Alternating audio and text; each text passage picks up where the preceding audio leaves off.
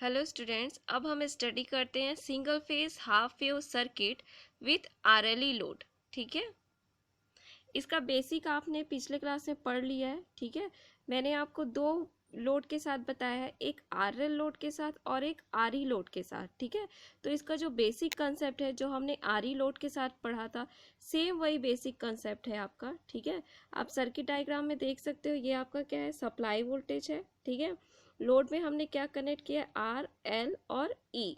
ठीक है, लोड के अक्रॉस जो वोल्टेज मिल रहा है वो क्या है आपका वी नॉट, और करंट जो मिल रहा है वो क्या है आपका आई नॉट।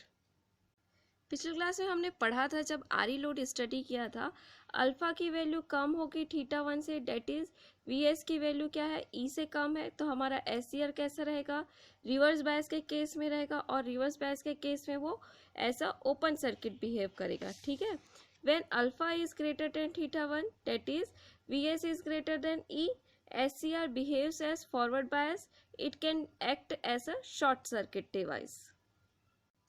देखिए अब क्या होगा, ये आपका 0 पॉइंट है, 0 से थीटा वन।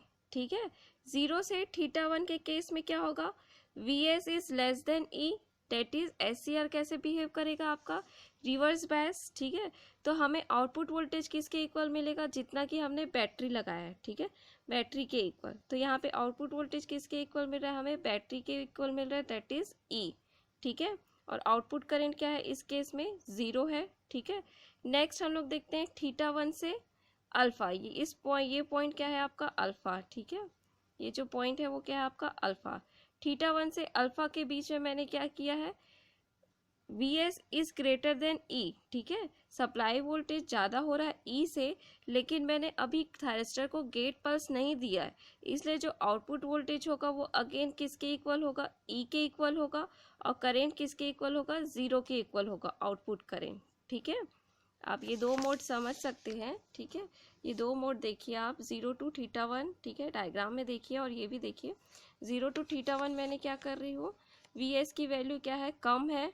ठीक है, ई से, इस पॉइंट पे आप देख सकते हो ना, वी एस की वैल्यू क्या हो रही थीटा वन में, वी एस की वैल्यू कम है, ई की वैल्यू ज़्यादा है। ठीक है, तो क्या होगा, एस सी आर की कैसे बिहेव करेगा, रिवर्स बायस। ठीक है, तो रिवर्स बायस के केस में ओपन सर्किट की तरफ बिहेव करता है, तो हमें आउटपुट के अक्रॉस कितना वोल्टेज मिलेगा, हमने जो बैटरी लगाया है ई, उसी के इक्वल हमें आउटपुट वोल्टेज मिलेगा। तो 0 टू थीटा वन हमें क्या मिलेगा, ई वोल्टेज मिलेगा, आउटपुट वोल्टेज, और करेंट क्या मिलेगा, 0, क्योंकि ये ओपन सर्किट बिहेव कर रहा है, तो कोई करेंट ही फ्लो नहीं होगा लोड के थ्रू। ठीक है, फिर दूसरे मोड में देखो, theta one two alpha, theta one two alpha क्या हो रहा है, ये आपका थीटा वन और ये वाला टेस्ट जो लाइन है वो आपका अल्फा है। ठीक है, तो इस केस में क्या हो रहा है, वी एस की वैल्यू ज़्यादा हो रही है।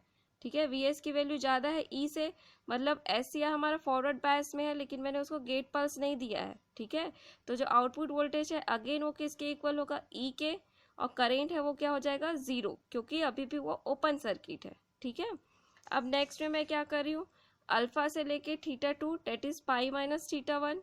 ठीक है, I G is not equal to 0, मतलब मैं उसको गेट पल्स दे रही हूँ। ठीक है, इस पॉइंट पे मैंने उसको क्या दे दिया है, अल्फा पॉइंट पे मैंने उसको गेट पल्स दे दिया है। ठीक है, सेम सप्लाई वोल्टेज को कॉपी करेगा वो। ठीक है, अब ये जो निगेटिव पोर्शन है वो किसके कारण आ रहा है आपका, इंडक्टर के कारण आ रहा है। ठीक है, ये मैंने आपको बताया जब मैंने आर एल लोड के साथ आपको समझाया था। ठीक है, कि निगेटिव पार्ट क्यों आ रहा है। ठीक है, तो पहले वाले केस में क्या था, हमको कोई भी निगेटिव पार्ट नहीं मिलता था, लेकिन यहाँ पे हमने आर एल ई लोड है। ठीक है, आर ई के साथ मैंने क्या लगाया है, एल लोड भी लगाया है, तो जो ये निगेटिव पोर्शन है वो किसके कारण मिल रहा है मेरे को, एल लोड के कारण मिल रहा है। ठीक है, जब थायरिस्टर आपका कंडक्शन स्टेट में है, उस टाइम पे इंडक्टर क्या कर रहा है, अपनी एनर्जी को वो क्या कर रहा है, स्टोर कर रहा है। ठीक है, तो यहाँ पे देखो, ये जो करेंट का वेव फॉर्म है वो क्या होगा, ग्रेजुअली क्या होगा, इंक्रीज होगा आउटपुट करेंट का वेव फॉर्म। ठीक है, because of inductor property,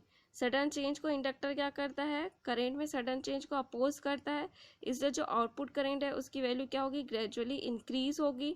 inductor इस टाइम क्या करेगा, एनर्जी को स्टोर करेगा। ठीक है, अब क्या हो रहा है, पाई से क्या हो रहा है, ये सॉरी अल्फा से लेके कहाँ तक आपका हो रहा है कंडक्शन, ये आपका थीटा टू तक तो जा रहा है, अगेन कहाँ तक जा रहा है आपका, पाई तक भी जा रहा है। ठीक है, अब पाई के बाद क्या हो रहा है, सप्लाई वोल्टेज क्या हो रहा है आपका, रिवर्स हो जा रहा है, पाई के पास सप्लाई वोल्टेज रिवर्स हो जा रहा है, ठीक है, लेकिन बिकॉज ऑफ इंडक्टर, ठीक है, अब इंडक्टर की पोलैरिटी क्या हो जाएगी, चेंज हो जाएगी। अब इंडक्टर ने जो अपनी एनर्जी को स्टोर किया था, ठीक है, आफ्टर पाई वो उस एनर्जी को क्या करेगा, रिलीज करेगा, ठीक है, रिलीज करेगा तो क्या होगा आपका, देखो यहाँ पे जो आउटपुट करंट की वैल्यू है वो क्या हो रही है, धीरे धीरे डिक्रीज हो रही है, ठीक, डिक्रीजिंग नेचर का बन रहा है क्योंकि आफ्टर पाई वो क्या करे, अपनी एनर्जी को रिलीज कर रहा है, ठीक है।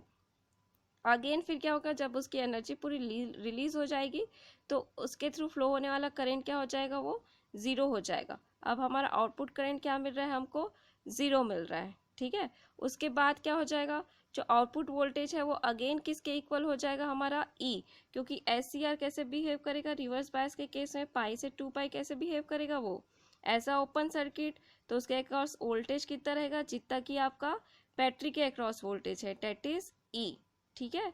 ये साइकिल आपका रिपीट होते रहेगा, ठीक, आपका पूरा बेसिक कंसेप्ट है ये आर एल और आर ई का, ठीक। तो ये आपका वेवफॉर्म है with R L E load.